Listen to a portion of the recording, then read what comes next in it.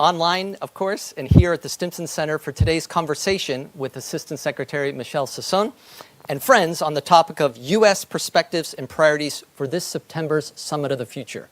I'm Richard Ponzio, and welcoming you here at the Stimson Center, where I direct the Global Governance, Justice, and Security Program. As you're all aware, this September, the Summit of the Future will seek a new international consensus on how best to address the evolving and complex challenges facing the world. Recent years have demonstrated vivid gaps in our current multilateral architecture and the importance of updating global governance to better enable UN member states to fulfill existing commitments, and commitments such as the 2030 Agenda, the Sustainable Development Goals, the Paris Climate Agreement, and of course, reaffirming the principles of the UN Charter. The views and priorities of the United States vis-a-vis the summit's chief outcome document, the Pact for the Future, and two associated instruments you'll hear about today, the Global Digital Compact and the Declaration on Future Generations, will be critical. For today's program, we'll examine the priorities of the Biden administration for the multilateral system and its ongoing efforts to realize these priorities in partnership with other member states and non-governmental organizations. We also seek, through today's conversation, to unearth any causes of concern for Washington and how those concerns can be better addressed. So before introducing our highly experienced and esteemed panel, I'm very pleased to also thank and welcome our co-sponsors for today's program, the Academic Council on the UN System, headquartered at Georgetown University, Citizens for Global Solutions, the Alliance for Peacebuilding, the One Earth Future Foundation, and last and certainly not least, the United Nations Association of the National Capital Area. I see many familiar faces here. Andrew Hyde, one of our panelists, who I'll soon introduce, is a proud member of the board, and I'm a proud member of the Advisory Council of UNA-NCA. Today's discussion is part of a special series of conversations that marks the 35th anniversary of our beloved Stimson Center. And through this series, which I'll say a little bit more about near the conclusion of our program, we aim to unpack and put forward innovative proposals on today's most pressing global and foreign policy challenges. So in terms of the format for today's program, we're first going to hear opening remarks by Ambassador Sison, as you know, the Assistant Secretary for International Organization Affairs at the State Department. And then she'll be joined in a moderated conversation both with Dr. Esther Brimmer, who is the James H. Binger Senior Fellow in Global Governance at the Council on Foreign Relations, and during the first term of the Obama administration served in the same position as Ambassador Sison. And they're welcomed by a former colleague from the State Department, but now with us, my colleagues, Andrew Hyde, who is a Senior Fellow here at Stimson, where he directs our multilateral financial diplomacy, empowering peace programs. So we anticipate, of course, time for Q&A and discussion with all of you. Many people have come in online. We're thrilled, and we'll take questions online as well. You'll see a prompt if you haven't already submitted some questions ahead of time for how you can submit your questions online as well, but we'll be taking questions from the audience, so do start thinking about it as you hear from our speakers today. But with that said, let us welcome to the floor Ambassador Sison for opening remarks. Thank you.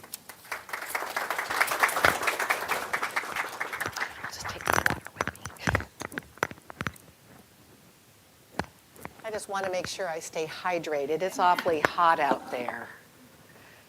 So thank you so much, and good afternoon, everyone. Thank you for that kind introduction and for the opportunity to discuss the Summit of the Future. And I look forward to our conversation today and to hearing your views about this very important event coming up in September. The U.S. has been a leading supporter of the Summit of the Future process. Those efforts began in earnest in 2020 as part of the 75th anniversary of the United Nations. UN member states recognized the world's interconnected challenges across borders.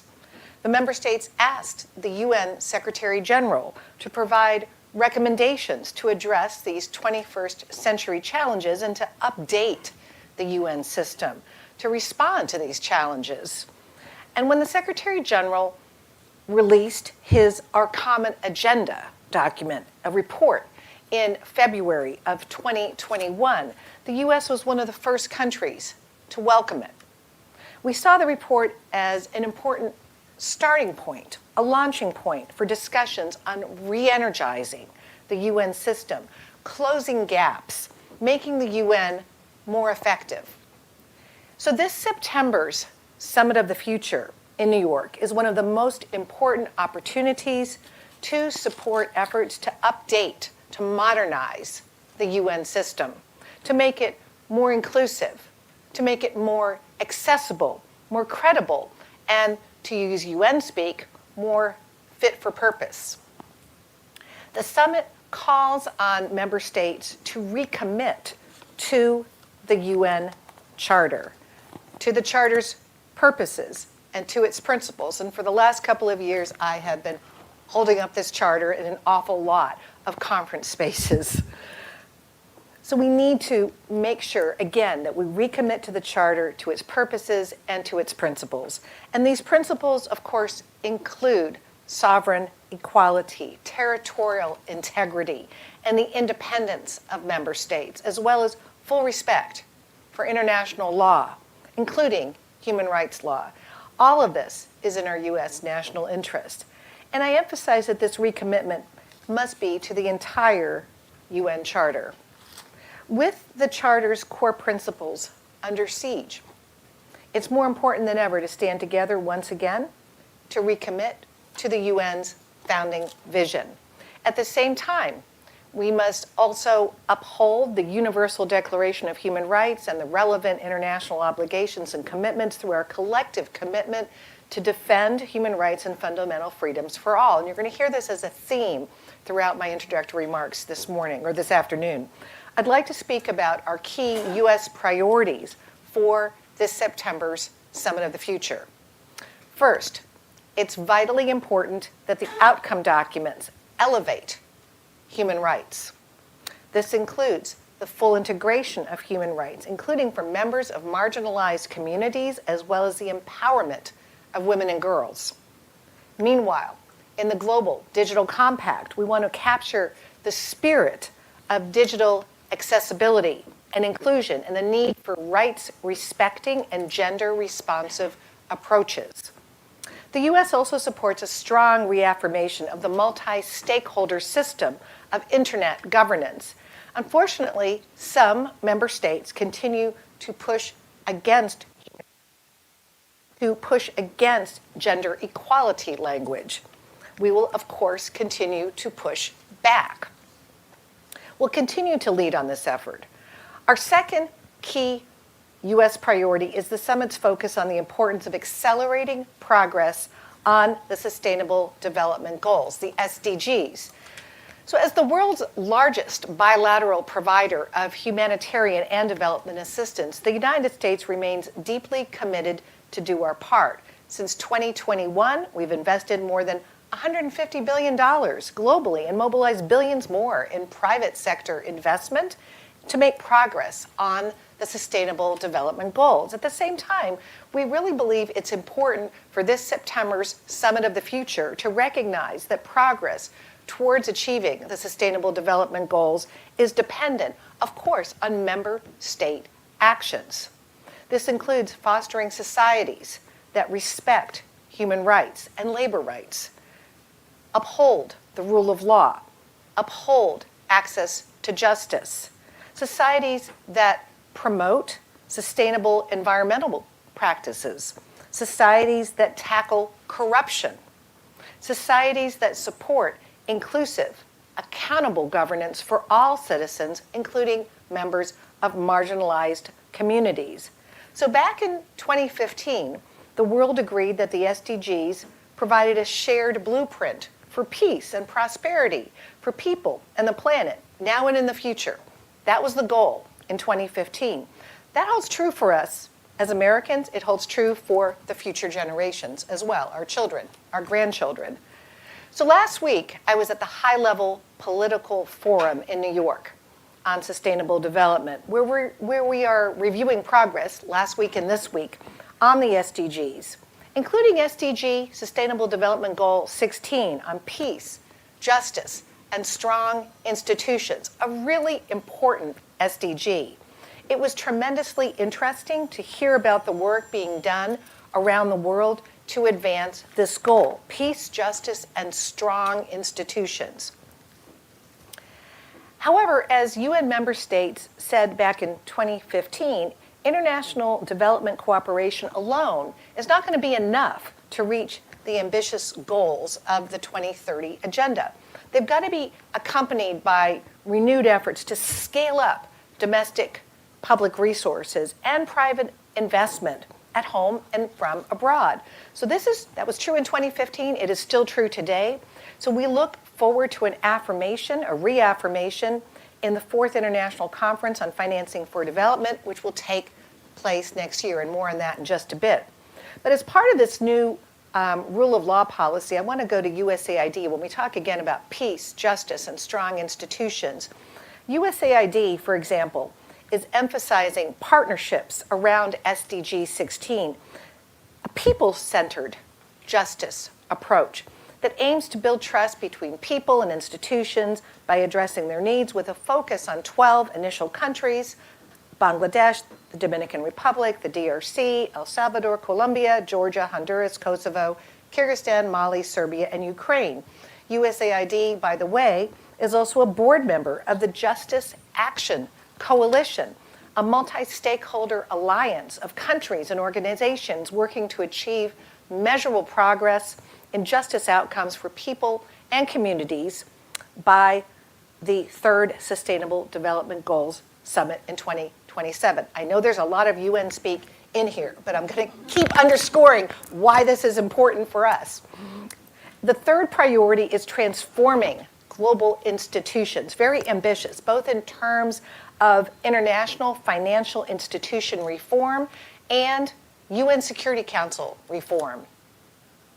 So since 2022, the United States has been leading efforts to evolve the multilateral development banks, the MDBs, including their missions and visions, their incentive structures, their operational approaches, and their financial capacity. And so the goal is to equip these critically important institutions to help countries respond to global challenges with sufficient speed and scale, at the same time advancing progress on poverty reduction and achieving sustainable, inclusive, resilient growth. So the U.S. is expanding support for developing countries through the MDBs, helping lead efforts that will enable over $250 billion in new lending headroom at the MDBs over the next 10 years. So MDB evolution is now central to the development agenda, including at the G20. With regard to Security Council reform, the U.S. supports increasing the number of permanent and non-permanent members to ensure that the Council reflects the world as it looks today, not as it looked 80 years ago. And as we undertake this effort, we'll continue to strongly oppose any reforms, of course, that would impinge upon our national sovereignty or diminish the strength of the leadership of the United States. So as you probably are aware, any proposed amendments to the UN Charter would have to be approved by all permanent members of the Security Council, including the United States, and for us must be ratified by the Congress as well. The U.S. has said in the past that we don't support new permanent members getting the veto. That position hasn't changed. Fourth, we believe that conflict prevention and peace-building efforts are critical to responding to shared security and political, human rights, and development challenges around the world. We'll continue to prioritize UN efforts aimed at conflict prevention, conflict mediation, sustaining peace that empower these efforts that empower all actors, particularly women and youth. Additionally, we want to support and strengthen the UN Peace-Building Commission, including through its 2025 review of the peace-building architecture, bring a more strategic approach, bring more coherence to international efforts. The U.S. remains committed to UN conflict prevention and peace-building efforts. We do have a U.S. strategy to prevent conflict and promote stability. We also have a U.S. National Action Plan on Women, Peace, and Security, and we see both of those as very complementary U.S. efforts that also complement and support UN efforts. Fifth, advancing an inclusive, open, safe, rights-respecting, interoperable, and secure digital future for all remains a key U.S. objective. So we're working right now to support a strong and action-oriented global digital compact to advance efforts to close digital divides, to promote digital access, promote inclusion, promote, protect, and defend human rights, and strengthen digital cooperation. The Global Digital Compact is an important opportunity to build on the US-led UN General Assembly Artificial Intelligence Resolution, which passed by consensus back in March of this year. We also support the draft Pact of the Future's recognition of the importance of UN efforts towards developing protocols for an emergency platform in the event of further complex global shocks. I want to highlight a complementary initiative, the Complex Risks Analytics Fund, a $27 million UN multi-donor trust fund instrument that we, the US, co-founded. It advances the use of data to better anticipate crises and to prevent new ones. So when we talk about modernizing, when we talk about bringing the UN and its institutions into the future, this is an example of what I'm talking about. Right now, we're in the middle of deep member state discussions on the Summit of the Future's outcomes. And I've outlined key US objectives just now, but I'll tell you, there remain a number of significant differences among UN member states, from financing for development, to climate action, to nuclear disarmament, to improvements to the international financial architecture, and of course, differences on the human rights basket of critical issues. The US remains committed to working with member states to find common ground and to working with diverse stakeholders, civil society, NGOs, youth, to find solutions, identify solutions. And we really intend to achieve strong, forward-looking summit outcomes that are going to help chart a course toward a UN system that really is fit for purpose and capable of addressing not only the current global challenges we see right now every day, but also future global challenges. The Summit of the Future is a step. It is an important step. It is just one step along a continuum of efforts to close gaps and make the UN more effective in addressing these challenges. This work is going to continue next year in 2025 through that fourth International Financing for Development conference that I mentioned, but also the World Summit for Social Development, as well as the Peace-Building Architecture Review. A lot of UN speak. But we do look forward to the Summit of the Future follow-up. And I'm also looking forward to robust US engagement on what we're calling the Action Days in September 20th and 21st, before the official opening of High Level Week up at the UN General Assembly. These Action Days are going to involve 50 events, civil society, women, youth, many more diverse stakeholders. Really exciting. So, as I emphasized at the outset, strengthening the UN system's ability to confront global challenges, it's a collective effort. All of us. It includes all of us. All of you here in this room, all of you online. And of course, US engagement does benefit not only people around the world. Our US leadership also benefits the American people. Our investments in the UN system have allowed us to shape and safeguard the rules of the road, the agreements, the mechanisms that keep our citizens safer and more secure, keep our US businesses competitive, and very importantly, uphold our US values.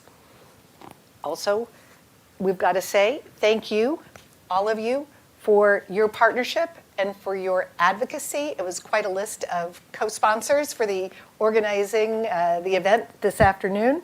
Thank you for all that you do to support US leadership at the United Nations, US leadership within the multilateral system.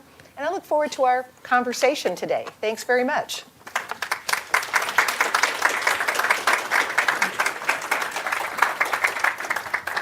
Thank you, Ambassador Sison, not only for setting the stage today in our conversation, which traces its history, as you noted, to the UN 75 Declaration, the 12 commitments, our common agenda from 2021.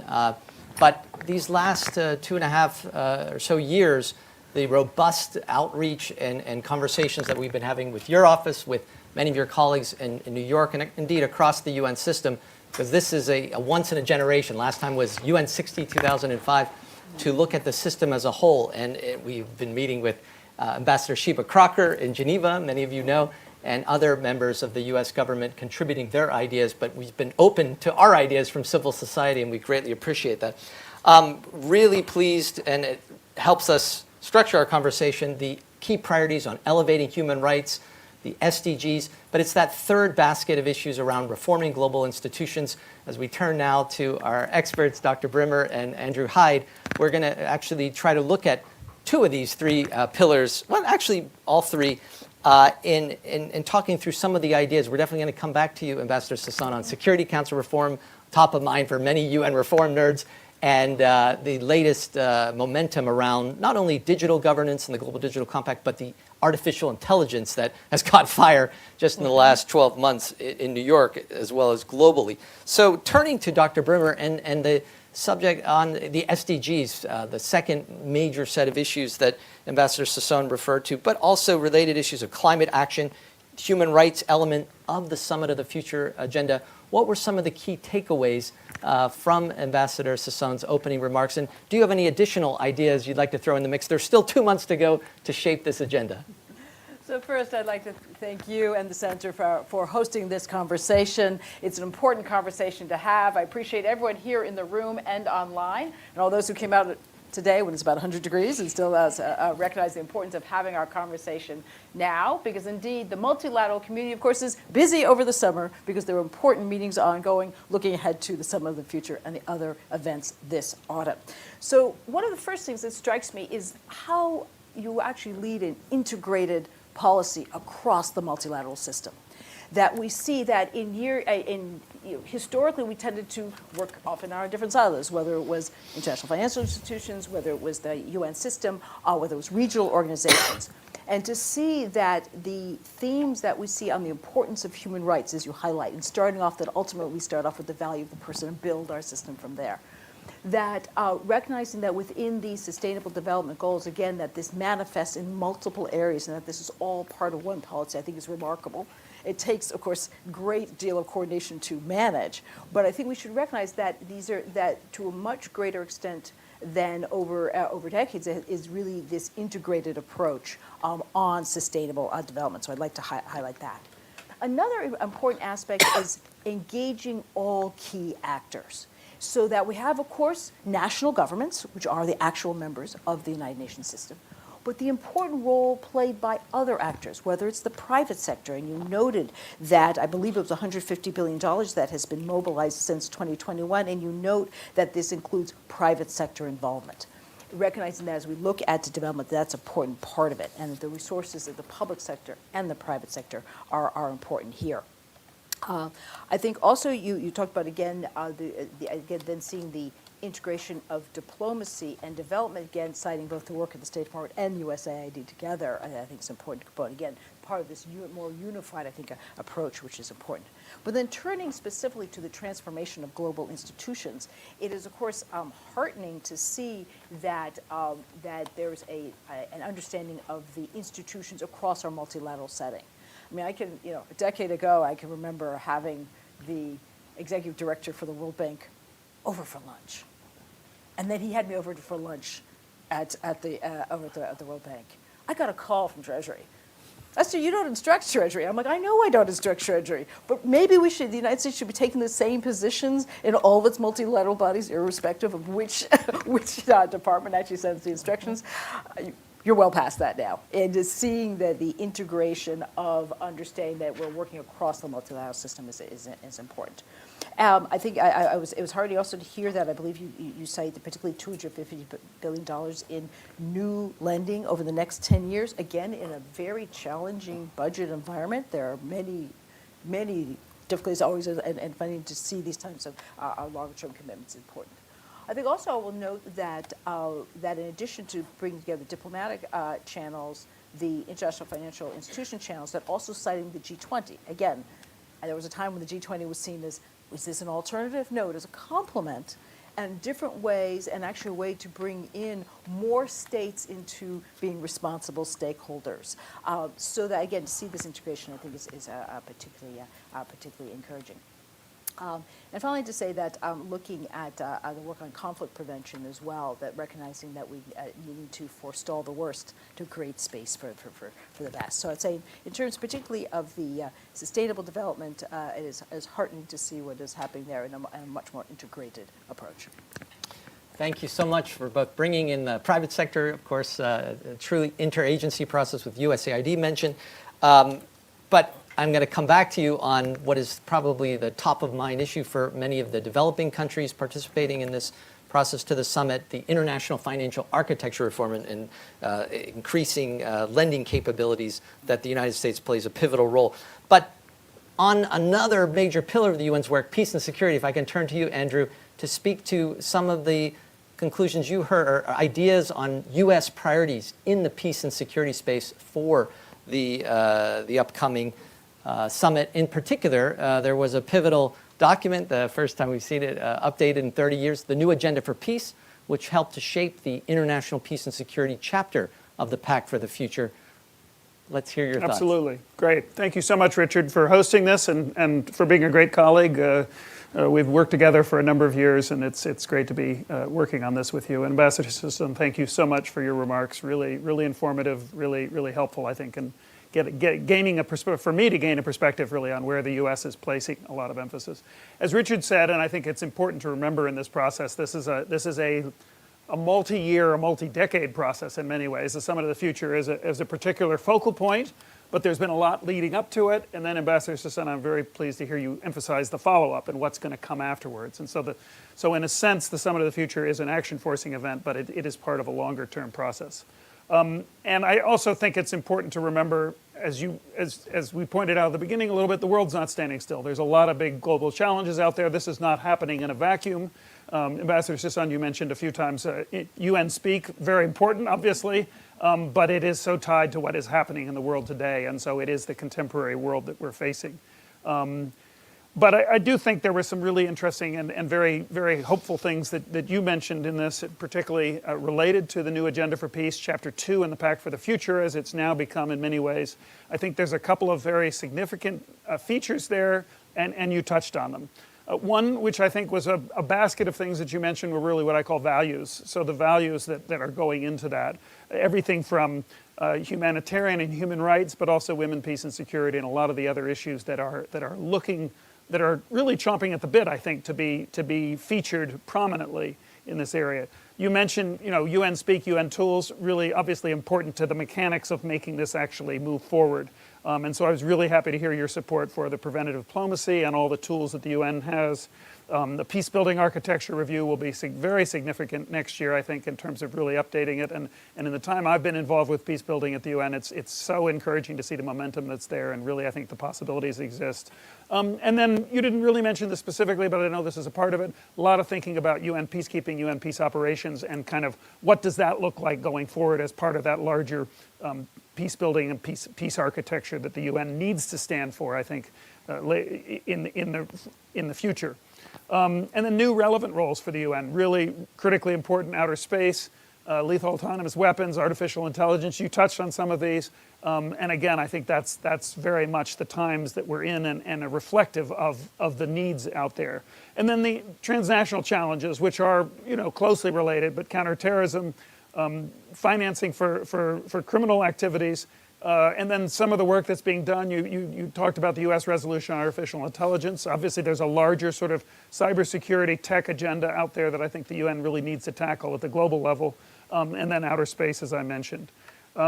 I think we've been really encouraged to see that the movement from Rev 0 to Rev 1 on the Pact for the Future has made some real progress. We're expecting momentarily, I think, Rev 2 to come out to see where things are going. You're behind the scenes negotiating this furiously, I'm sure. but I think the direction of travel is very encouraging at this point. So we really, I think, very happy to hear the U.S. lead, that you're taking the proactive role. And as you say, it's not just popping up now and this is like, oh, we're just going to be leading at the summit and leave the rest of it there. No, there's been a commitment throughout the course of the last several years. And listening to you, I'm very encouraged to hear the commitment you have going forward. So building on Andrew's thoughts on the peace and security space and this holy grail issue of UN reform enthusiasts, Security Council reform, you brought up what we saw in several addresses by President Biden at the General Assembly, strong endorsement for increased membership in the Security Council to reflect the world of today and not the 20th century.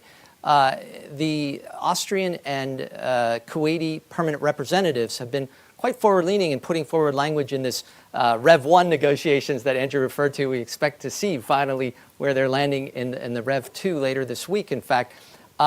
If there is momentum, especially coming out of the Pact for the Future, Chapter 2, what is the U.S. thinking in terms of back into the intergovernmental negotiations mechanism for UN Security Council reform? How will we try to build upon that momentum this fall to capitalize upon this important summit?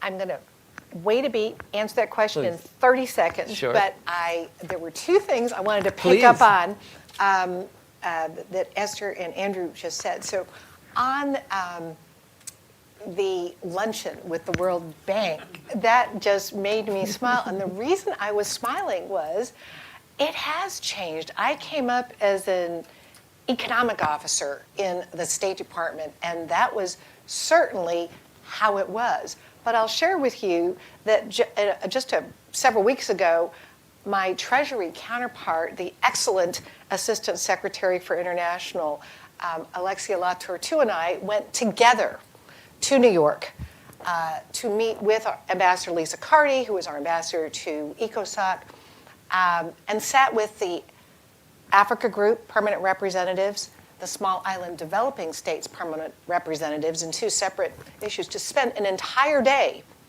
talking. This was in May, just before the Small Island Developing State Summit in Antigua and Barbuda, just ahead of the high-level political forum on sustainable development, to make sure that we were really hearing directly state and Treasury together, and that they were hearing us speak together as state and Treasury. So I just was really interested in that snapshot between your tenure and my current tenure. So interesting, yeah, but it is different, and it's good. And then, Andrew, what you picked up on the multi-stakeholder approach, I should have mentioned that as part of these consultations in building towards September, there was a very important and very big meeting in Nairobi of civil society stakeholders, and of course the U.S. was present, to make sure that we weren't just hearing in New York, that we got out of New York, right, and went to Nairobi in this case, to hear from women, youth, a diverse set of stakeholders on what was important for this summit of the future. So on Security Council reform, yes, we have had a big push by the U.S. last two Septembers, high-level week, on really seeing if there is room for consensus to move ahead on this. It's a complicated question because I'll tell you, despite the very clear U.S. position that we would like to see a more responsive, more effective Security Council, a Security Council that is not going to be stymied and gridlocked and that can really get into a more useful approach at addressing these peace and security issues. There are some states, some members of the Security Council that would not like to see any change at all. So it is complicated. We do need to break this gridlock. You mentioned the intergovernmental negotiations, the IGN process. So our outreach, our discussions, which have been some behind the scenes, certainly. We started with a listening tour the first year, and it went into visits to capitals and discussions with regional groups in New York and beyond at many, many levels. It still shows that there are fault lines. There is not yet consensus. But we're still going to be at it. And this is, again, it has to be seen in the context of reform writ large of the United Nations. But Security Council reform is important because right now what we see is, I would say, a lack of inclusivity, a lack of accountability in many of the UN processes, right? So we want more transparency, more accountability. Again, that UN speak, fit for purpose. And again, the Security Council is important. That's where the peace and security issues are addressed. So we're still consulting widely to try to hear views, but we can't impose consensus. So we're still in this process. Stay tuned. We still want to break this gridlock and make sure that more voices and more perspectives are heard and are at the table. Thank you. And you did mention in your opening statement the permanent five need to go along with any changes. So we know what we're up against, but these summits are such rare opportunities to generate a momentum. You found interest. The other issue, though, that's getting so much attention, we actually had a discussion with Assistant Secretary of Treasury Latartu about with the co-facilitators of the Summit of the Future process during the spring meetings of the Bank Fund in April. You can watch it online still. It's all archived on the Stimson website. The ambassadors from Germany and Namibia who are overseeing the summit realized that international financial architecture, this is where we're seeing new language added in each successive draft of the Pact for the Future. So I'd love to hear Dr. Brimmer's thoughts, knowing how challenging it is, even when it's not a hot political year in this town, as we're all witnessing on a day-to-day basis. What are some thoughts of where common ground can be reached, not just the United States, but Western OECD country allies with the G77 on some type of breakthrough leading up to this important Financing for Development conference in a year's time? Well, first, thank you again. Indeed, I have checked out that particular program. That was good to see online. But just to pick up on a couple of the themes that we discussed, one area I see is efforts to regularize the interaction. So, for example, while of course we look forward to hearing Rev 2 and seeing Rev 2, just looking at Rev 1, that one of the interesting things was the idea of a biannual meeting between the UN institutions and the IFIs. It tries to institutionalize those. Both sets of institutions have their own schedule. We all talk about the spring meetings for the international financial institutions. We talk about UNGA Week. There's a certain rhythm to both of those, which makes it part of normal diplomatic life. And some of the idea of trying to strengthen those types of ties, I think, are interesting. So, for example, which now is in Action 54, we'll see what's in the next version, which I think is an interesting idea. The other striking point is that multiple institutions are dealing with infrastructure and having to address climate change. And interestingly enough, that's also something that is affecting all countries, that we're all on one planet, and so that the tendency to have an us versus them, wealthy versus developing countries, we are all in this. We're all dealing with sea level rise. We're all dealing with extreme heat. So that I think that some of the discussions there, it's logical to be bringing in multiple institutions because you need all of them to be part of the solution. I think that orientation may help. Doesn't make it any easier, but it may help. And then in some of the other areas, and we can come back to this, is also looking at that within the current draft, there are points of trying to strengthen existing United Nations offices. And that includes whether it's the High Commissioner for Human Rights or if it's the UN Office of Outer Space Affairs. And I would flag that indeed it's great to see that space appears in the last set of actions within the drafts, because those are, again, important parts of understanding that the remit covers all domains: land, sea, air, and outer space. But again, it's those creating the institutions that will continue and the meetings that will continue. So even when we're not in a history-making year with a major conference, that we are continuing that type of cooperation to actually address the relationship between the United Nations system and the international financial institutions, which are really ultimately part of one system. Thank you, Dr. Rimmer. And besides these high-impact global governance innovations that we hope will be the anything that the summit is known for. You mentioned the biennial summit on the global economy, or even strengthening existing offices. We know you're doing a lot of work in the outer space governance space these days.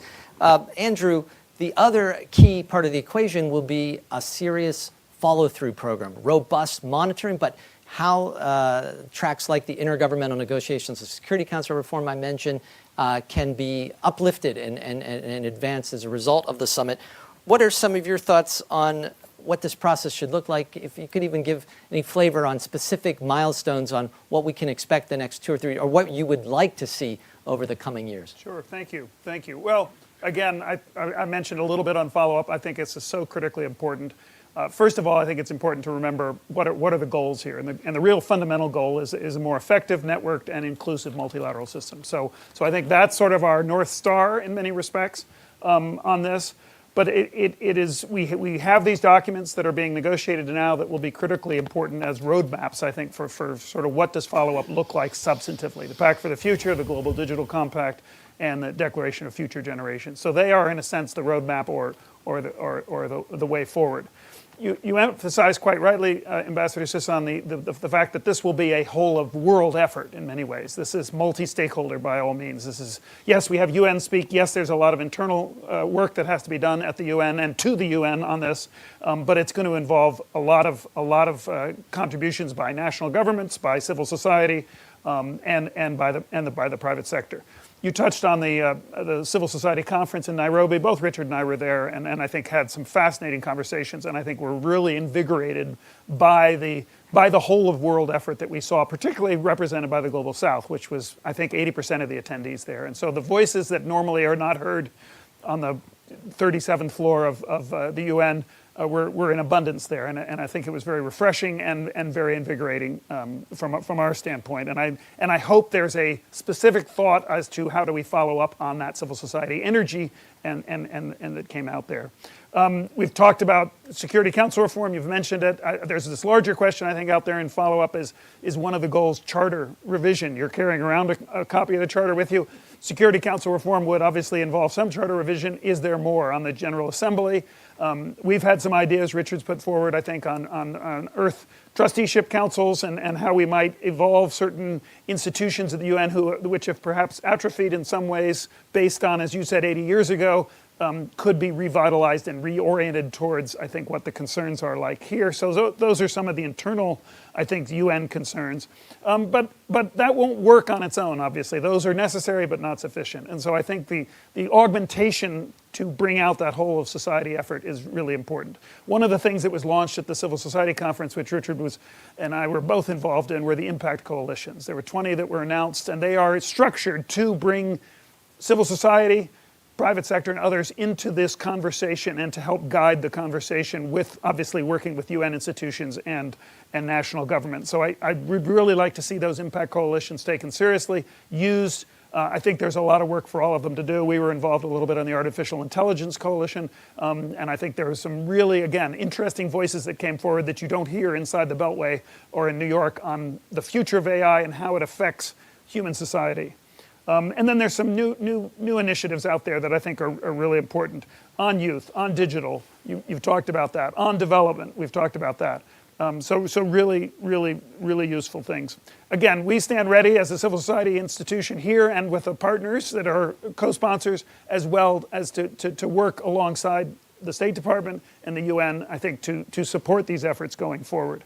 There'll be a lot of work to do. I mean, the civil, as I mentioned earlier, this is not an end in itself by any means. And in fact, on the day after this summit, I think then there'll really have to be a real roadmap of specific actions. We've talked about some of them that have to happen in the first 1 and 2 years afterwards, because there is a lot of momentum. You've explained that. You've shared that with us.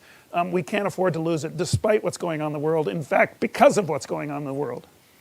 Thank you, Andrew. And with an eye to the next steps, the follow-through, we are going to be welcoming questions for not only Ambassador Sison, but all of our panelists in few minutes from now. So start thinking about those, including many coming in online. But building on the conversation that you brought up in your remarks, the Global Digital Compact, the emphasis coming off of the U.S.-sponsored artificial intelligence resolution in the General Assembly earlier this year, all the momentum in the AI space. But whether it's that General Assembly resolution or even the Digital Compact, curious to hear, are there going to be concurrent or subsequent discussions on governance arrangements to take forward those many principles, actions, commitments, both in the Pact, but especially in the GDC going forward? What is the current thinking in Washington? Yeah. So, as Andrew mentioned, the emerging technologies and AI, you were both in Nairobi. That was part of the conversation in Nairobi. I mentioned the action days, September 20 and 21. That's the Friday, Saturday before the actual Sunday this year, opening of High Level Week. To my mind, those action days are going to be the most exciting part of UN High Level Week, because these are the 50 events organized by and for civil society with this diverse set of stakeholders. And I have not seen the full list because it's still being triaged up there in New York.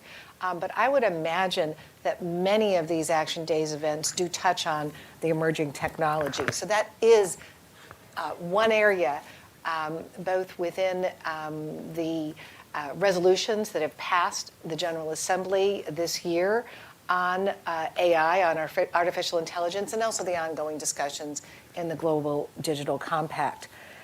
So safe, secure, trustworthy artificial intelligence for sustainable development. AI for good. AI with guardrails that protects human rights, protects fundamental freedoms. These are the themes that we are carrying forward. There's a quip: ensure that we govern AI rather than AI governing us. It's required a retooling, not only of the diplomats serving at the missions to UN capitals, not only in New York, but also in Geneva with the International Telecommunication Union, in Paris, UNESCO, where the ethics of AI discussions have been ongoing. It's a retooling really for all of us as we look at making sure that we have safe, secure, trustworthy AI for good, AI for sustainable development. I wanted to mention a couple of areas in which the U.S. is leading, just to share with you. We've got a Women in the Digital Economy initiative that we launched last year. We've got the Global Partnership for Action on Gender-Based Online Harassment, so fighting, of course, the online harassment and abuse. Launched that in 2022.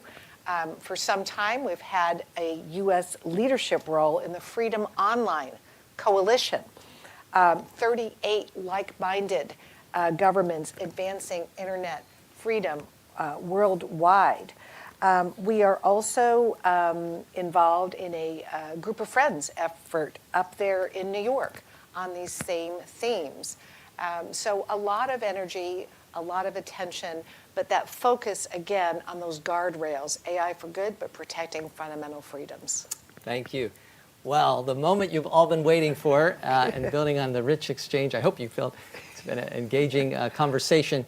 I will take, in a minute, 2 questions from the audience, but first, out of respect for our many participants online, I'd like to share from Yash Tadimala from the World Student Platform for Engineering Education, also participated in one of the AI Impact Coalition discussions at the recent Civil Society Conference in Nairobi that several of our panelists have referred to. How will the U.S. national science bodies like the NSF and NIH engage with the Pact and its follow-through processes? I'm a researcher based in North Carolina and want to find ways for higher education institutions and research, the broader research ecosystem in our country to be more proactive in the Pact and its implementation.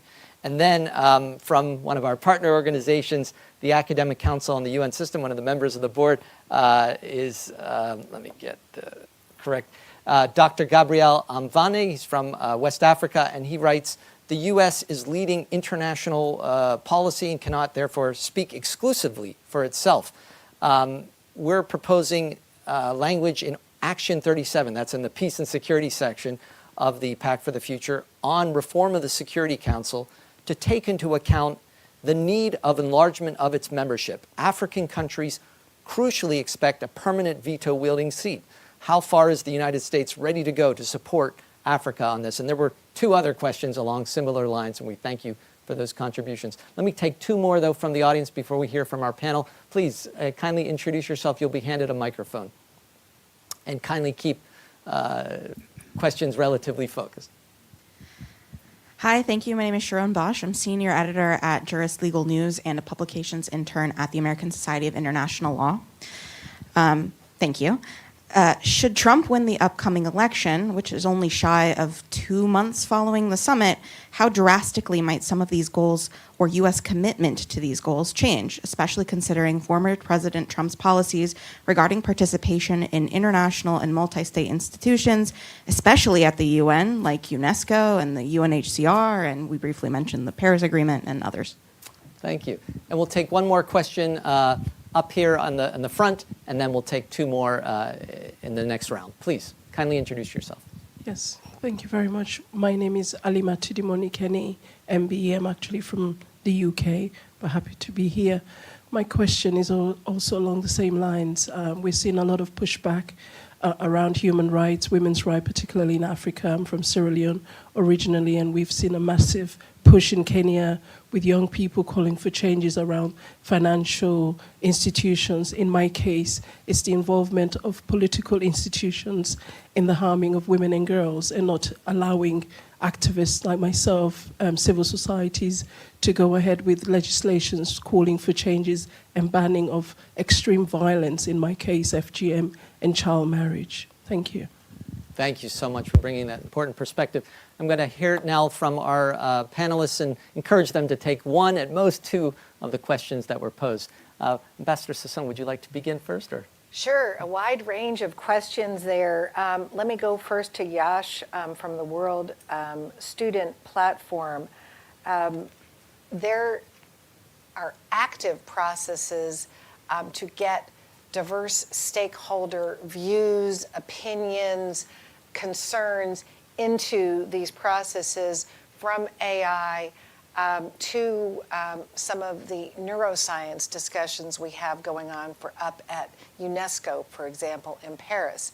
So I am going to take, because I'm sure there's an email address there, so we can make sure that, because we do have scientists, academics, experts from many of these technical fields weighing in these multi-stakeholder discussions before the actual discussions start. That is a big part of what the International Organization Bureau at the State Department and our missions in the UN capitals are doing. There was also the question on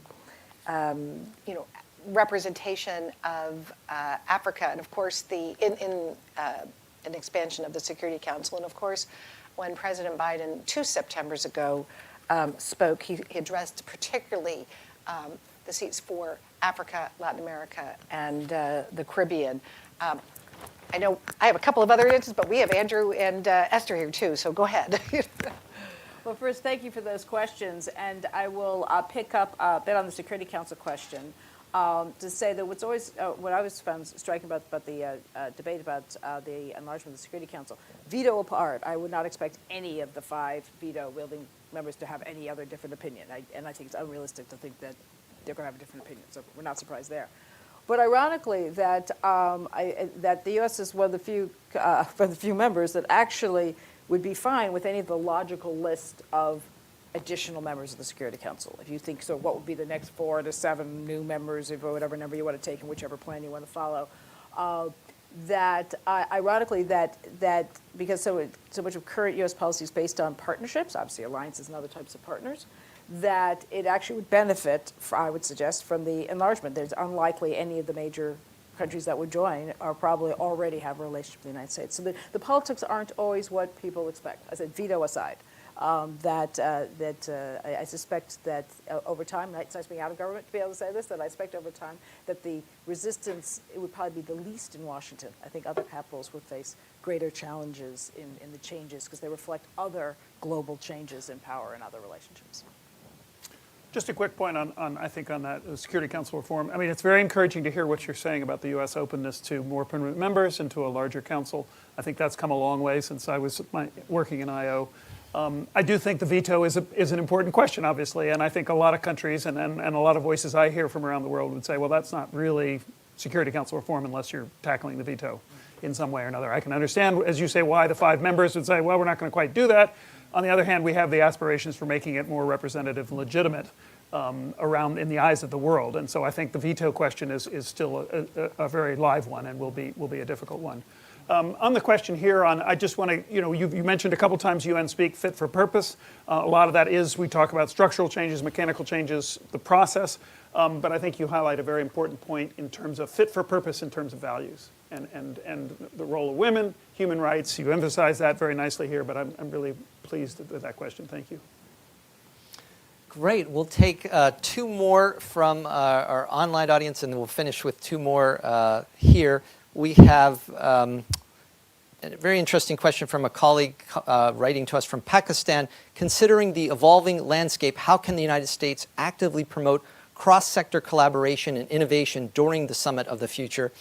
In what ways can it foster partnerships that transcend traditional boundaries and address complex challenges more effectively? And on the surface, it may seem innocuous to many. Multi-stakeholderism, we were discussing prior to this discussion, has a lot of baggage for certain countries as a reaction that we're subcontracting, whether it's those pesky NGOs or the private sector. And I'd love to hear our comments. There were several questions along this line of ways to be involved, including one from Alimi Salifu on the localization efforts as it relates to implementing the Sustainable Development goals. Both in this country, she's from the UN Foundation and active in supporting work within the United States and elsewhere. But a concluding question from another one of our partner organizations, Citizens for Global Solutions, from Dr. Tad Daly, refers to an important input to this conversation. It wasn't just our common agenda that Ambassador Sison referenced, but the high-level report, high-level advisory board on effective multilateralism. And it caught many people's attention that they advocated an Article 109 Charter Review Conference specifically around the issues we've been discussing on Security Council reform.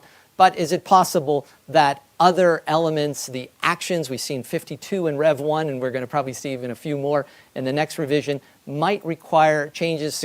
Trusteeship Council has been talked about for decades as being defunct. What could we do better with it, maybe in connection with the Declaration on Future Generations and issues around the global commons? We heard about outer space today. So as a forward-looking last question for the second round, we'd love to hear your thoughts. Please, 2 more from the audience, and we'll bring the microphone up. This gentleman here on the left, and then we'll hear from the right side in a second. Thank you. Jared Brown from Global Shield. I was wondering if you could speak a little bit more about the U.S. support for Action 49 and emergency platforms within the UN ecosystem. Great question. And finally, this gentleman to the right with a pink shirt, kindly introduce yourself. Good afternoon. I am Rakib, and I'm a member of the UNA NCA chapter here. I'm also the founding technology director of Climate Cardinals, a climate education org with over 15,000 volunteers today. My question to you, specifically Ambassador Sison, if you could take it, I would love it. Something you said in the beginning of your speech today was measurable progress towards sustainable development goals. And a big part of today's talk was had a lot to do with the Summit of the Future, technology, emerging technologies, and big data. I believe personally, as someone from technology background, I think big data has a pivotal role to play in measuring progress towards sustainable development goals, which right now in today's stage is almost non-existent or very difficult to do in a practical sense. How would you say people like us or youth advisors or youth activists or even people around us could help measure progress towards sustainable development goals? Great, and maybe that will even pivot to this discussion about beyond GDP, but especially the digital cooperation and the use of big data in the implementation, the follow-through to this summit. I'm looking at time, and we've been very succinct in our questions, so we're going to take one final question. And when we hear from our panel, I'm also going to welcome our panelists to weave in any concluding thoughts for today's program. Please, in the far back, wearing a red shirt, please introduce yourself. Hi there. My name is Jake Goodman. I'm a local Pathways Fellow with the Sustainable Development Solutions Network, which is the UN initiative, and I'm also a member of UNANCA. I just wanted to ask, because often what's not talked about in the Summit of the Future high-level political forum frameworks, especially in sustainability matters and looking at like disability and sustainability, you know, I talked about this at SB 60 and COP28, but I think what I'm wondering is, how are we going to tackle, you know, situations involving sustainable access to reliable public transportation? Because often what's often overlooked is looking at the intersectionality of disability, sustainability, and public transportation, and the idea that we, in this country, we really don't focus on putting a lot of investment in rail transit. And the rest of the world, like, well, Western Europe is doing a lot more of that. How can we encourage more of the world, especially here and elsewhere, to adopt a unilateral framework within the UN system to address the issues facing disproportionately impacting individuals with disabilities when it comes to access to transportation and getting around? Great, and thank you for connecting this global agenda again to what's happening here in the United States. So I'm going to take reverse order because you've been great, Ambassador Sison, in responding to your colleagues, Dr. Brimmer and Andrew Hyde, and so we'll give you the final word. But Dr. Brimmer, would you like to go? First, again, thank you for hosting this conversation, for the rich set of questions that we've had, for the ambassador's presentation, and giving us the overall view, and for your expertise on so many of these issues. I just go back to a bit to where I started, which is I think it's heartening to see the greater integration across disciplines. So diplomacy, financial institutions, I think that's important. I think that we will have to see, and this is where we will need both executive branch, but obviously congressional support, is being able to for the ongoing funding of these issues. I mean, just the one you mentioned, as I mentioned again, the Office of the High Commissioner for Human Rights as an example.